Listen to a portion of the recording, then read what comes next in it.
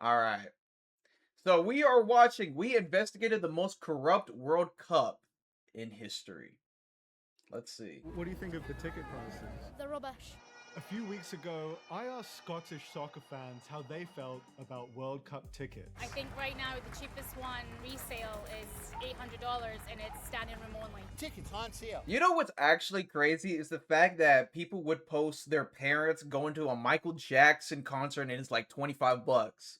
And then there's these tweets that always blow up every single time. It's like, so I could spend $25 in 19 something to see Michael Jackson, but I got to spend $600 to see Rod Wave. I don't know. Like, I'm all for entertainment. I'm all supportive of entertainment, but like hundreds of dollars to be at a sweaty mosh pit or going to an event, like, come on. I don't know. It's just like one of those like air on a concert was peak, but you spend like what, nearly like 2K to be around sweaty ass people. I remember going to an A Boogie concert like a couple weeks ago, and I got the ticket for free, obviously, so I'm not mad at what the production was. Like, it could have been like a 10-minute concert, and I wouldn't have been that mad because it was free. But imagine if I spent it, it was a shitty production, I would be pissed. But that's not here or there. But like, dead ass, I spent hundreds of dollars to be in seats, and dead ass I've been standing the whole time. So it's just like, I don't know, bro. I don't know. It's just one of those like, you got to know your value in certain places. Nosebleed seats, and that was the day that they went $700 for nosebleed. on sale. The Scots aren't the only fans pissed off. Here's a game in Miami, Colombia versus Portugal. Lowest price is $2,900. They are crazier than I could have even imagined. This better be my seat, right in the middle of the pit. I need a sugar mommy for this world. You would think if you're spending thousands of dollars, you would actually like have some VIP priority. No, you're just getting to sit in regular ass seats. That's terrible. That's really sad, honestly. And the worst part, honestly, is that it will never change. It's just going to go up from here. AJ had the chance to go to go see Big La Flame concert, but he didn't. Yeah. 2,900 is diabolical. I remember seeing like Taylor Swift tickets that were like 5 figures. Like, don't get me wrong, I love some of the Taylor music, but what the fuck are those tickets? Come on. I'll take a sugar daddy too. It's gotten so bad that even the 2026 FIFA Peace Prize winner said he wouldn't pay those prices. I'll take you through my own experience. One April. Even billionaires are saying hell nah, but at the same time, what the fuck does Trump know about soccer? That's like another thing at hand is to consider. Morning, I logged onto the FIFA website and took my place in a queue. I was in line Yo, trying to get what is tickets this, in the queue, Pokemon? and by the time What the is time comes this? up and the queue goes Shoe on, drops? you're waiting What do for you that mean in wheel, queue? wheel, exactly, and then they're all gone. 6 hours later, I was through, and I found these 6? kinds of prices. Fancy a seat at the semi-final in Dallas for $11,000. Oh And my through each god! successive sales phase, they've increased. $11,000! No VIP, by the way. This is just being in the front row or even be close to the fucking game to see it. Like, come on. There's always a queue. I know that. But like, come on. A queue for tickets that are going for thousands of dollars. I would understand a queue if they were cheap. But there's a queue when it's thousands of dollars. People don't even be making 3K a month. That's the crazy part. For the Uruguay-Spain match, you might have paid 126% more in April than in October. The cheapest ticket to the final from the first sales phase is I wonder if there's still bodies salary in Ghana or in Haiti. ticket sales. For Americans, it's equivalent to about 4 months of marketplace health Seems like a insurance skill issue or at a that year point. of full Jeez. coverage car insurance. The resale tickets are even steeper. FIFA's resale site has 4 tickets on sale for just under $2.3 million. Okay, that has to be So a we're glitch. asking That has to be a why- glitch, because no way. No way. No way. Like, like, come on.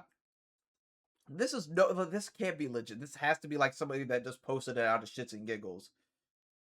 People do be going into debt for this shit. And that's the problem. And that's the problem, is that when there's so much hype into an event, people will go in debt. People will literally lose their minds just to go to this place. Just to have that, like, thrill of being at that event. They will do whatever it takes. They would rather be homeless than not go to this event. They would rather be homeless than not go to concerts, FIFA, Super Bowl, etc. People will literally sell their entire bodies if they knew how to go to these events. For just under $2.3 million each. So we're asking why a World Cup ticket price is so high. And by talking to fans and economists and partnering with fellow journalist Sam Ellis from YouTube channel Search Party, our investigation revealed not only how we got here, but where all this money is going. Stay tuned and learn how this became the World Cup for the ultra wealthy. The first thing I was curious about was, how does this cost controversy stack up to past World Cups? Well, even in Qatar, one of the wealthiest nations in the world, the cheapest tickets for group games were marked at $11, flat rate. Damn! More than 10 times cheaper than this year. So it's an American problem. Imagine how everybody be going. So it's an American problem. So we're the only ones that are spending hundreds and thousands of dollars for our fucking weak ass nosebleed. $11. Oh my god. You could spend, imagine spending $5K. All right, let's say you had $5K. You could have an ordinary seat if you go to Kansas and watch the game from there, or you could spend $5K on a flight, hotel, and a ticket. You get an entire vacation, watch a game, and experience a whole different culture for $5K going to Qatar. But in America, you want to go to fucking Missouri, Kansas. Missouri, Kansas City. For $5K for one bum-ass ticket. There's one man who knows this isn't the norm. England fan... You probably get charged for $11 for water. Bro, even the food is ridiculously expensive in the venues. Once you're in the venues, you're cooked. They're cooked. Like, alcohol is like I think they quadruple the price of alcohol. Like, what do you mean $20 for a fucking Modelo? Hello? It's ridiculous. It's like knowing your worth. And they took that entire quote. It's like, you know what? Let's put this into drinks. Let's put this into food. Let's put this into like small luxurious things like fans, etc. Because they know that they can't bring drinks inside. You know what? Let's just upcharge them. Why not? Because they want this shit. Has been to his fair share of World Cups. That and airports. 9 to be exact. After he kept being spotted in the crowd, he became affectionately known as that World Cup guy. If anyone ever doubted that, for many fans, football is life. Andy has used part of his pension to be in the US this summer. I did take early retirement in 2022 to go to Qatar. My full pension doesn't come through for a few years. It's pretty clear these prices and methods of ticket purchasing are quite different from back in the day. So this is the first one. This is in Spain. The price on that is 800 pesetas. I queued for 3 days to get this one. It was actually great fun. There were loads of fans around outside. We played football during the day. And here's the other sort of Italy, France, the German ones at home, South Africa, that one, Brazil, Russia. That's so this is what it looks like for Unk right here. He spent from $25 to $1,200. Qatar. He's seen his share of iconic moments. And then I saw Zidane's headbutt that got him sent off. Messi versus Mbappe, 3-3 draw. That's quite the dedication when England hasn't won any of those World What the? That one really stings. Let's go, see A lot of people are willing to pay a premium for such life-changing experiences. FIFA has positioned the World Cup as 4 Super Bowls a day, and that's not far off the truth. But think of the last Super Bowl. Face value tickets reportedly started at $950 for nosebleeds. Remember who you spotted in the crowd: celebrities and billionaires. That creates a benchmark for other sports events. The issue here is simply that the World Cup is something people are willing to pay for, and FIFA has finally decided that we're going to capitalize on the fact that people are willing to pay an enormous amount of money for tickets, and I'm from the year 2K, Y2K. Shut the fuck up. we're going to extract all of the money we possibly can.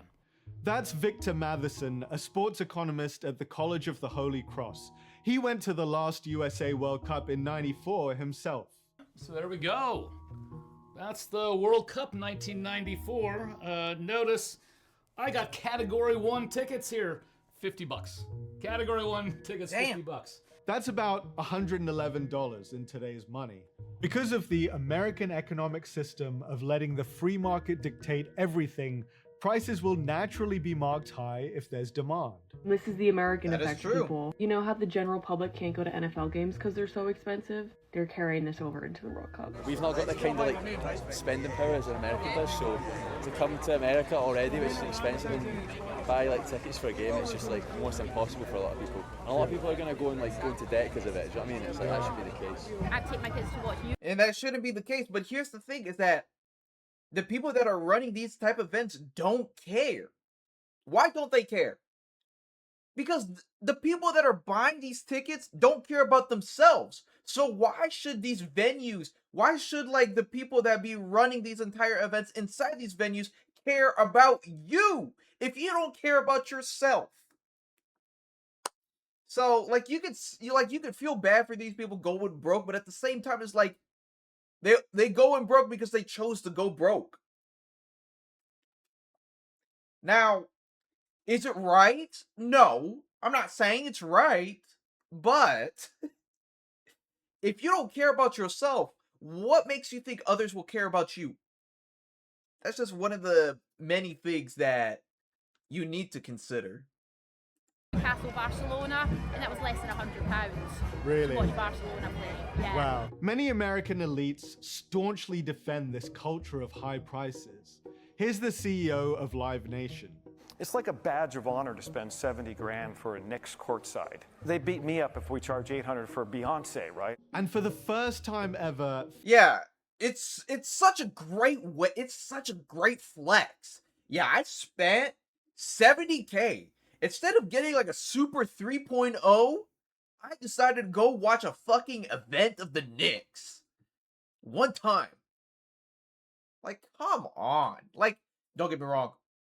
Don't get me wrong. Being at the Knicks game, especially on what was a Game 5, that would have been legendary, but not $70K legendary. It's not that great. It's not that insane. FIFA is using dynamic pricing, a tech-enabled system whereby as demand goes up, prices go up. You know what's even crazy? Check the budget of FIFA World Cup throughout the years. We'll look at that in after this video. Remind me after it if I forget. And all in real time, reacting sensitively to market changes. FIFA calls it variable pricing, but that's just semantics. FIFA is manually changing the prices after each sales round instead of in real time, but it amounts to the same thing. It means you don't know what you'll have to pay until you pass that wheel of doom and get into the ticketing system. If you want to go see the World Cup, just don't have your heart set on Brazil, on Messi and Argentina, on England. Last year, FIFA advised... And this is why, I like Pokemon. Because, I recently got into, buying Pokemon. And I'm not, a scalper necessarily, right? I bought, 2 prismatic boxes, right, from Sam's Club. That doesn't make me a scalper. I bought 2, resold them to the same, to a different guy. I'm chilling, right?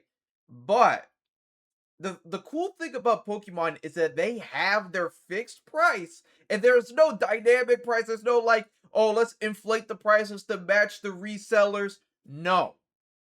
They at fixed prices, and whoever gets them. And the websites that Walmart, Sam's Club, Target, Pokemon Center, they all have like their entire way of how to combat botting, how to combat scalpers, etc. We need to start seeing that for ticket venues. Because there is no reason why I should have to spend $6,000 on some bum-ass seats. It's just that.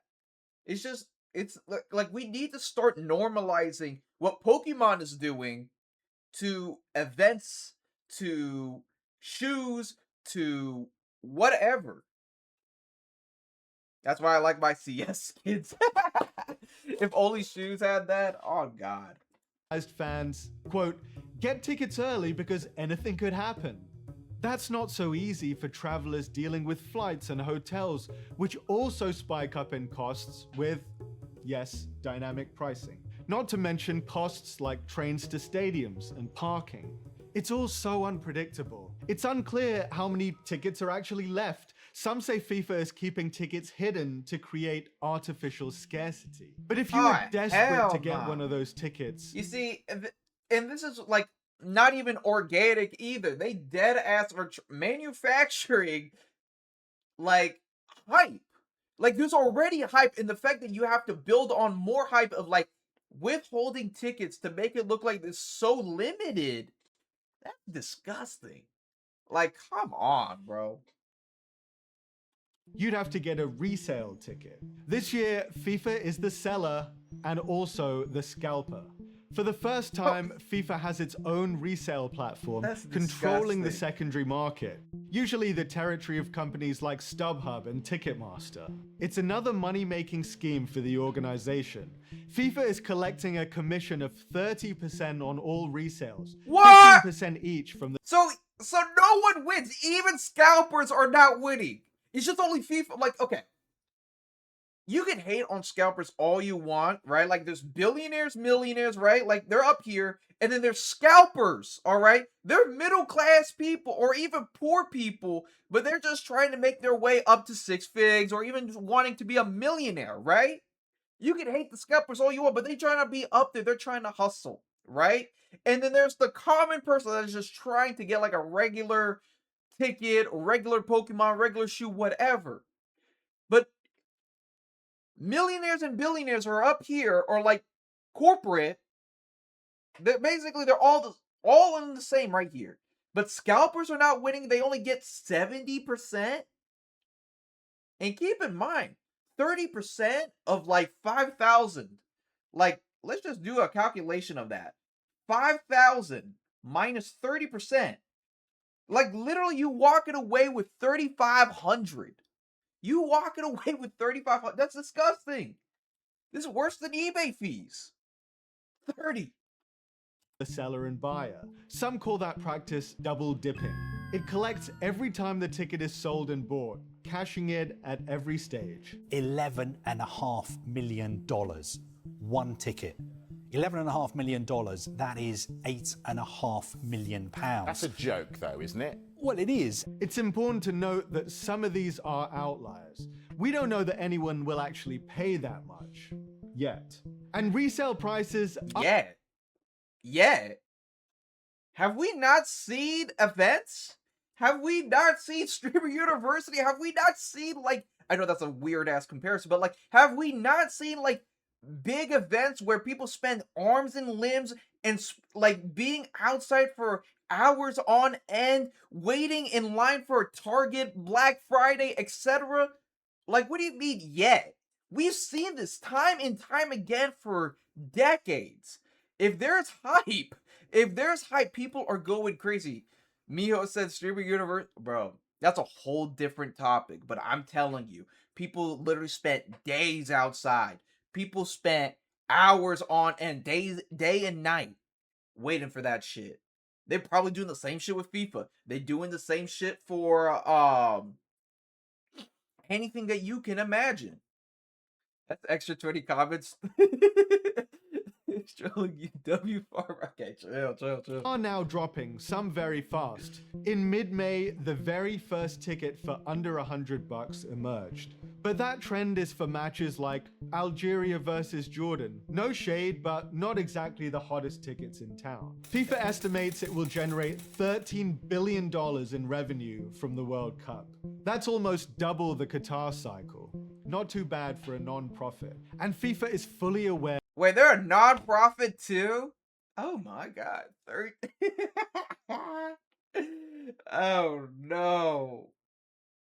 Did you apply for Studio Dude? No. Of its monopoly status. They're not trying to develop lifelong fans. They're trying to extract as much as they can from every single event. And since these events only occur every 4 years, you can kind of afford to fleece your fans knowing you don't need them back next week. You only need them back in 4 years. FIFA even seems to be bathing in glee at these prices. If somebody buys a ticket for the final $2 million, I will personally bring him a hot dog and a Coke. That'd better be the finest Wagyu hot dog and sub my mustard for caviar. FIFA can act like this because it knows it has a leg up. It's the sole provider of the World Cup. There's nowhere else to go for that experience. So where does all that money go? We brought in Sam Ellis from Search Party to find out. Thanks, Talib. I'm Sam Ellis, host of Search Party. FIFA's about to have its biggest windfall ever. Let's find out where all that money's gonna go. FIFA's already budgeted about $13 billion for the next 4 years. About 13% of that will go towards administrative costs, things like salaries. The other 87% is that money that FIFA says will, quote, go back into the game. Most of that will go towards its competitions, like the men's and women's World Cups, because they are, of course, what makes money for FIFA. The remaining $2.7 billion is what FIFA calls development funds. Now, this is the cash you need to pay attention to, because FIFA passes a large share of it to its 211 member associations, the bodies that run the sport in each country. And for the most part, they spend it on the right things, like field renovations, equipment, and women's and youth programs. But they've also been known to misplace this money. It was a decade ago that a FIFA official named Jack Warner was caught embezzling FIFA development funds, sparking a major scandal and supposedly a reckoning for FIFA.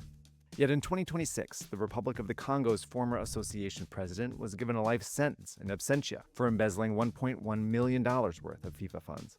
And the Maldives' former association president was sentenced to 23 years for misusing COVID relief money. In 2025, FIFA also banned a Venezuela official for financial wrongdoing. Now, FIFA claims that its members submit independent audits, but it doesn't make them public, and some call that suspicious.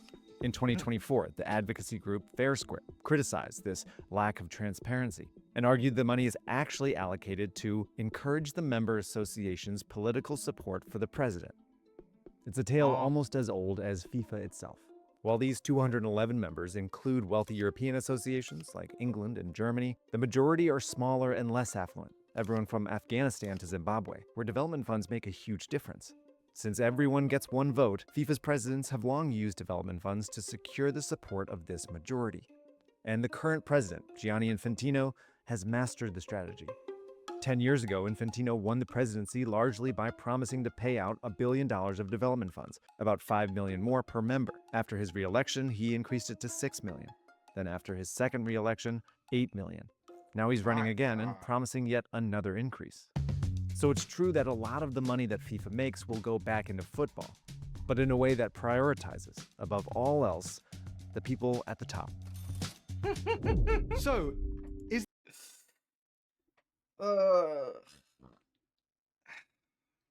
So it just goes back to who people vote at the end of the day. That's just what it is. Because like because it's like so what's his name? Gianni? So it's basically who you vote in these countries. If they are if they have your best interest, then you got nothing to worry about. The money that Gianni's gonna give is basically gonna go back to soccer. But you've seen where people misuse those funds and where they got arrested and whatnot, and with all the corruption, it just all simply goes back to who people need to start voting for. So it's not him necessarily, even though he's the reason why he's continuously increasing these funds to give out to these countries. It's more importantly on who gets these funds specifically in those countries. See. All else, the people at the top. So, is there a course of action to rein in prices? In May, the Attorneys General of New York and New Jersey launched an investigation into FIFA's sales model, accusing it of manipulating fans into sky-high prices, and adding that the World Cup is not an invitation to exploit residents and visitors. And dynamic pricing. Place a cap on resale prices and set aside 15% of tickets for local residents at a discount. Let's call this price gouging what it is. Months after making it part of his mayoral campaign, today I'm proud to announce, just like Arsenal, we got it done. Zoran Mamdani secured some tickets priced at $50, but that's only for 1,000 lucky New Yorkers who win a lottery. As for the lower priced tickets usually set aside for loyal supporters at World Cups, this year they start at $60 versus $11 in Qatar. And there are extremely few available. Our first match in Dallas. And it just shows that, like, if you want something done, you can get it done. Zoran is literally the blueprint of our generation in terms of politics. He's literally the pioneer of, if you want shit done, you can get it done. You just gotta vote right. And he's literally that in our generation, in our time, right now, in our lifetime, he's that guy. In a stadium with 94,000 people there. We've been given 4,000 tickets. How can you justify giving just 4,000 tickets to one of the two teams that are there playing that match? Ultimately, the 2026 edition might be a lost cause. Fans might well have to just sit this one out. So, what about the future? LA will be named host of the 2028 Olympics. In 2028, when we the welcome Olympics. The games, we'll show the world the real LA. We're seeing a similarly aggressive pricing model for the next huge global event in the US, the 2028 LA Olympics. The Olympic Committee said no dynamic pricing for now, but the cheapest tickets at $28 sold out fast, and they're slapping on a massive 24% service fee, much higher than the small 1.5% service fee for the last Summer Olympics in Paris. I got into the pre-sale thinking I'd grab a couple tickets for my family. Then I saw the prices, nearly $500 for one seat. That's an instant no for me. And the process, total chaos. Anyone getting deja vu? But there is a glimmer of hope for the future of live events in America. Is there a fix? You gotta put a cap on it. It's an officer. I know, you do. Yeah, you definitely have to put a cap on it. Price caps sound reasonable. FIFA's counter-argument: if you were to sell tickets at the price which is too low, these tickets would be resold at a much higher price. And that is happening. One scalper reportedly made $45,000 from reselling 50 tickets for one single game. But that's not how Euroconsumer sees it.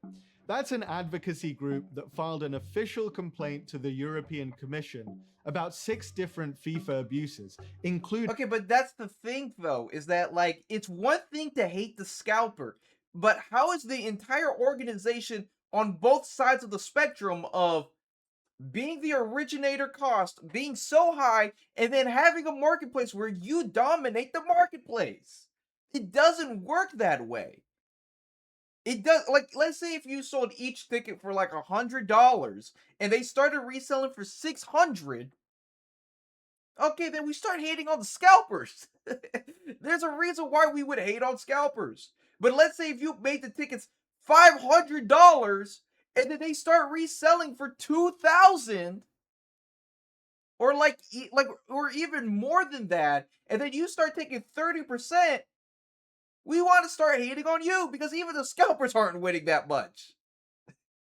Like, it gets to a point and there's supposed to be a threshold of, like, what these prices should actually be. Excessive pricing. Here's Policy Officer Olivia Brown. One of the arguments for using dynamic pricing that we heard from FIFA specifically is that it keeps the value of football in football, because if they weren't to use it, the tickets would be bought up by ticket touts and bots and you'd be paying extortionate resale prices. But if you have strong retail... But no matter what, you're still paying for resale prices regardless, because you're already listing them already at resale prices. Now they're just going for more retail pricing. That's the problem. That's the problem here, is that we need to start lowering down the barrier. Legislation, that argument's completely worthless. Reselling tickets at a profit is banned in many European countries. The UK is even discussing criminalizing the practice for the Euro 2028 tournament. But in the US, ticket resales above face value are completely legal. FIFA says it's complying with resale policy in North America, and that's true. The applicable resale facilitation fees are aligned with industry standards across North American sports and entertainment sectors. FIFA made a choice to adopt this model in America. Clocked in and watching the Kappa stream, Sunyan. Yeah, this is a little bit too intellectual for you, bro. We're talking about the World Cup prices. I don't think you're that smart enough. What's up, Shlo? Specifically because it's unregulated here. So Trump can joke all he wants that he wouldn't pay, but his own World Cup task force leader, Andrew Giuliani, yes, son of Rudy, said he does not believe in price controls. Lawmakers have let this fly for way too long. They could try to curb dynamic pricing in tandem with capping resale prices at face value, especially where the dominant players are involved, like Ticketmaster or FIFA. That might start on the state level. In fact, it already has. And in Ontario, Canada, a similar bill went into law in April. Fans across Ontario will no longer be paying over face value in the secondhand market. That's a huge deal. FIFA immediately started removing resale tickets for Toronto's 6 matches to comply with the new law. They'll have to be relisted with the original purchase price. Until things change, it's worth thinking about why all this matters. Why do we care if live events are expensive? They're not a necessity, right? We're living through so many different crises at the moment, and one thing we're continuously seeing throughout our studies and surveys is that consumers are struggling to make ends meet. Like, there is an affordability crisis ongoing that is non-negotiable, everyone can see that. And on top of that, we want to start denying consumers and denying... Like I said before, is that people are broke. Yes, that's what you're basically saying, is that people are broke, yet they don't care. Like, it just goes back to, like, if people are broke people should not be spending on expensive things, right? But that's wrong. Guess what? There's Band-Aids now. There's Klarna now. You could put $5 down for a $500 ticket and just, you know, spend every other week, and then maybe have bad credit because you don't want to spend that. Like, it's like there's so many variables that goes on into this, but it just sums down into this. Broke people don't care. So why should venues care? Why should the venues care about your well-being if you don't care about your own? And that's why a lot of these prices are already highest, because people will literally spend an arm and a limb to go to these events. And like I said, this is just more than just World Cup. More of a rocket scientist like myself, I don't meddle with little boy subjects. Okay, yeah. The things that give you that little bit of extra joy in life, that is so incredibly harmful. The World Cup means so much to some fans who rarely see their teams in the tournament. It's not a case of waiting until the next one in 4 years, like Scottish fans who haven't seen their team in it for 28 years. Our Scotland. You've always been an easy country to love. Scotland's coach is only too aware of that. My biggest wish is that people don't put themselves into too much debt trying to get there. If you can afford to go, then great.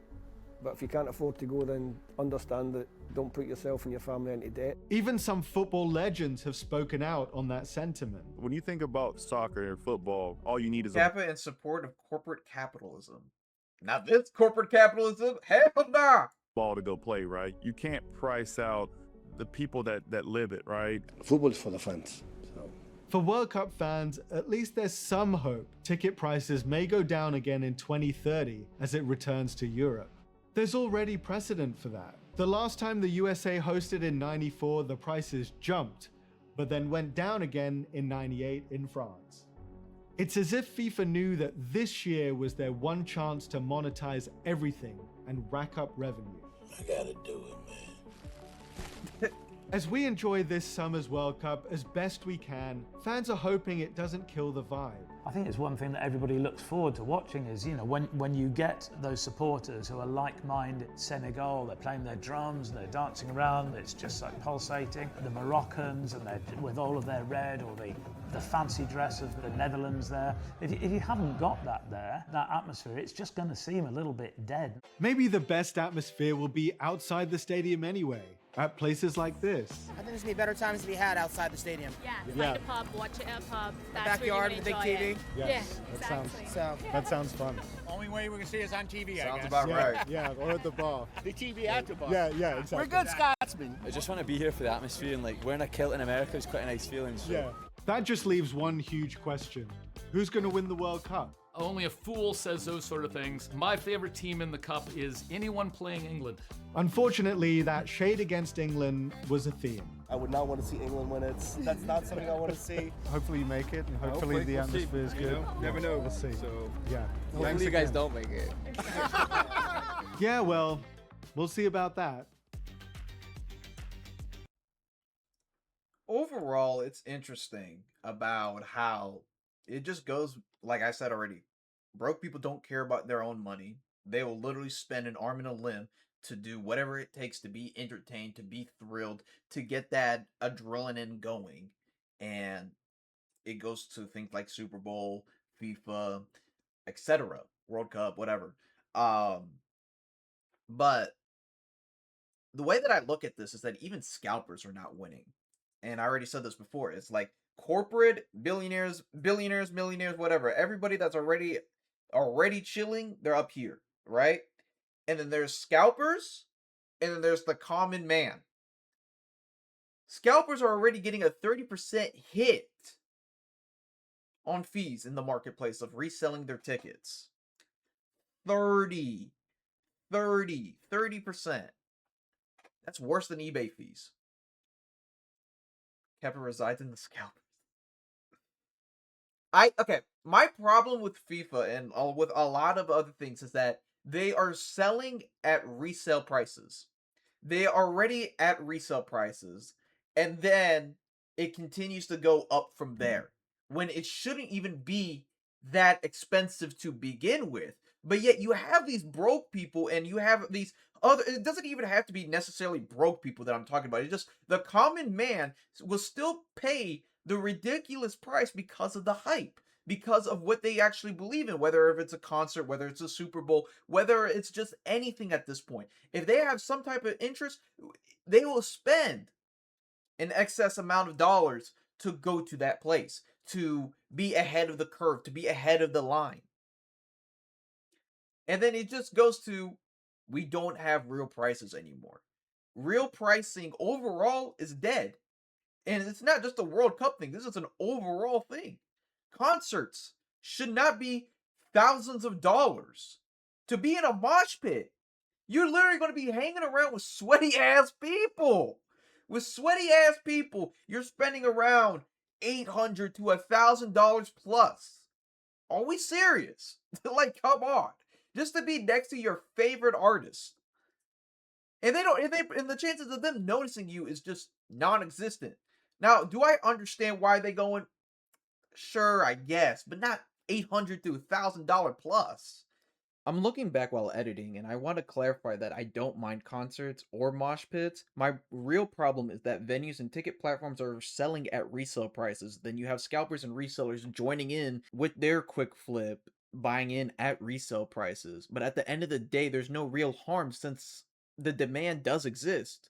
So the question arises on, will we ever see the paid entertainment industry ever bursting? Or are we living in a spineless time where prices aren't relevant anymore and people will pay regardless the amount? There's so many things that you could do with a lot of money, but yet people don't spend it in the right places. And that's why entertainment will always be this big industry, and the people that are monetizing it will always be the ones that are going to manipulate it. And no matter, even if it's shit, it doesn't fucking matter. Literally, Kanye could walk 2 hours later, A Boogie could walk out 3 hours later. It doesn't matter whatever it is. You already paid. You already did your part. Now it's their end, and they could do literally any type of performance. I think the price is in line with supply and demand, though. If the brokies are willing to pay that, why wouldn't they charge that? And that's what I said. It's like, it just goes back to, if broke people don't care about their funds, why should venues care?